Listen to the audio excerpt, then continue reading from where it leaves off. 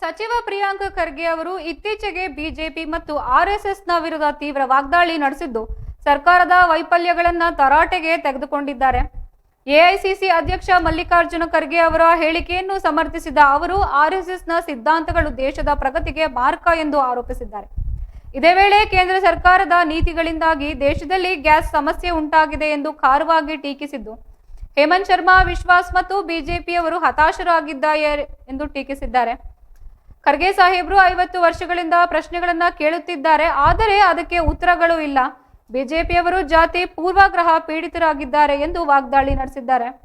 ಆರ್ಎಸ್ಎಸ್ನ ತರಬೇತಿಯಿಂದಾಗಿ ಕೆಲವರು ತಲೆಯಲ್ಲಿ ಜಾತಿ ಪೂರ್ವಗ್ರಹಗಳು ಹೆಚ್ಚಾಗಿವೆ ಎಂದು ದೂರಿದ್ದು ಅವರು ದಲಿತರ ಬಗ್ಗೆ ಏನು ಹೇಳಿದರೂ ನಡೆಯುತ್ತದೆ ಎಂಬ ಮನೋಭಾವ ಹೊಂದಿದ್ದಾರೆ ಎಂದು ಖರ್ಗೆ ಹೇಳಿದ್ದಾರೆ. ಆರ್ಎಸ್ಎಸ್ನ ಚತುರ್ವರ್ಣ ವ್ಯವಸ್ಥೆಯಿಂದ ಹೊರಬರಲು ಸಾಧ್ಯವಾಗುತ್ತಿಲ್ಲ ಎಂದು ಟೀಕಿಸಿದ್ದಾರೆ. ಸರ್ಕಾರದ ಏನು ಜವಾಬ್ದಾರಿನೇ ಇಲ್ವಾ ಸರ್? ಇನ್ನೊಂದು ಜಾರಿ ಮಾಡಿಬಿಟ್ಟು ಇಲ್ಲ ನಾವು ಕರೋನಾ ಹೇಗೆ ನಿರ್ವಹಣೆ ಮಾಡಿದ್ದೀವಿ ಆ ಥರ ನಾವು ಯುದ್ಧದ ಮಾದರಿನಲ್ಲಿ ನಾವು ಎಲ್ಲ ಒಗ್ಗಟ್ಟಾಗಿ ನಾವು ಮಾಡೋಣ ಅಂತ ಏನಕ್ಕೆ ಹೇಳ್ತಾ ಇರೋದು? ಈ ದೇಶಕ್ಕೆ ಯಾಕೆ ಸುಳ್ಳು ಹೇಳಿ ತಪ್ಪು ದಾರಿನಲ್ಲಿ ಹೇಳಿದ್ರು? ಸಬ್ ಚಂಗಾಸಿ ಎಲ್ಲ ಚೆನ್ನಾಗಿದೆ ಅಂತ ಹೇಳಿಬಿಟ್ಟು ಈ ಆ್ಯಕ್ಟ್ಗಳೆಲ್ಲ ಜಾರಿ ಮಾಡಿದ್ರಲ್ಲ ಯಾಕೆ?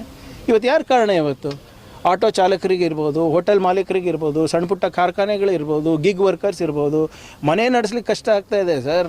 ಈಗ ನೋಡಿ, ಸೂರತ್ ಇರ್ಬೋದು, ಡೆಲ್ಲಿ ಇರ್ಬೋದು, ಎಲ್ಲರೂ ಜನರು ವಾಪಸ್ ಅವ್ರ ಊರಿಗೆ ಹೊರಟಿದ್ದಾರೆ, ಎಲ್ಲೂ ಕೆಲಸ ಇಲ್ಲ ಅಂತ. ಗುಜರಾತ್ನ ಮೋರ್ಬಿನಲ್ಲಿ ಫ್ಯಾಕ್ಟ್ರಿಗಳು ನಿಂತೋಗ್ಬಿಟ್ಟಿದೆ ಇವತ್ತು. ಟೈಲ್ಸ್ ಫ್ಯಾಕ್ಟ್ರಿ ಇರ್ಬೋದು, ಬೇರೆ ಬೇರೆ ಫ್ಯಾಕ್ಟ್ರಿಗಳಿರ್ಬೋದು. ಪೀಣ್ಯ ಹೋಗಿ ಗುಜರಾತ್ ಬಿಟ್ಬಿಡಿ, ಪೀಣ್ಯನಲ್ಲಿ ಹೋಗಿ ನೋಡ್ಕೊಂಡು ಬನ್ನಿ ಏನಂತ ಇದ್ದಾರೆ ಅಂತ. ಇದಕ್ಕೆ ಕಾರಣ ಯಾರು? ರಾಜ್ಯ ಸರ್ಕಾರನ, ಕೇಂದ್ರ ಇನ್ನು ಹಾಗಾದ್ರೆ ಈ ವರ್ಷ ಕೆಲಸ ಯಾರಿಗೆ ಗೊತ್ತು? ನಾವು ಕೇಳ್ತಾನೆ ಇದೀವಲ್ಲ. ಈಗ ಏಪ್ರಿಲ್ ತನಕ ನಾವು ಎಕ್ಸ್ಟೆಂಡ್ ಮಾಡಿದ್ದೀವಿ ಅಂತ ಹೇಳ್ತಾರೆ. ಈಗ ಏಪ್ರಿಲ್ ಅರ್ಧ ಮುಗ್ದೋಗಿದೆ ಆಲ್ಮೋಸ್ಟ್. ಇವತ್ತು 9ನೇ ತಾರೀಕು, ಇನ್ನೇನು ಒಂದು 15-20 ದಿನದಲ್ಲಿ ಇದನ್ನೇ ಈ ತಿಂಗಳೇ ಮುಗ್ದೋಗುತ್ತೆ.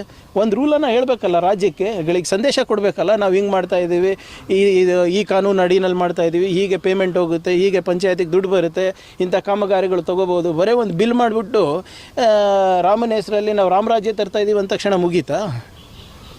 ಎಲ್ಲಿ ಜನರಿಗೆ ಏನು ಕ್ಲಾರಿಟಿ ಇದೆ ಹೇಳಿ? ಜನರಿಗೆ ಕ್ಲಾರಿಟಿ ಇಲ್ಲ. ಅದೇ ಅಲ್ಲಿ ಕೇಂದ್ರ ಸರ್ಕಾರದ ಅಧಿಕಾರಿಗಳಿಗೆ ಕ್ಲಾರಿಟಿ ಇಲ್ಲ. ಕೇಂದ್ರದ ಮಂತ್ರಿ ಜಾರಿ ಮಾಡಿಬಿಟ್ಟು ಇಲ್ಲ ನಾವು ಕರೋನಾ ಹೇಗೆ ನಿರ್ವಹಣೆ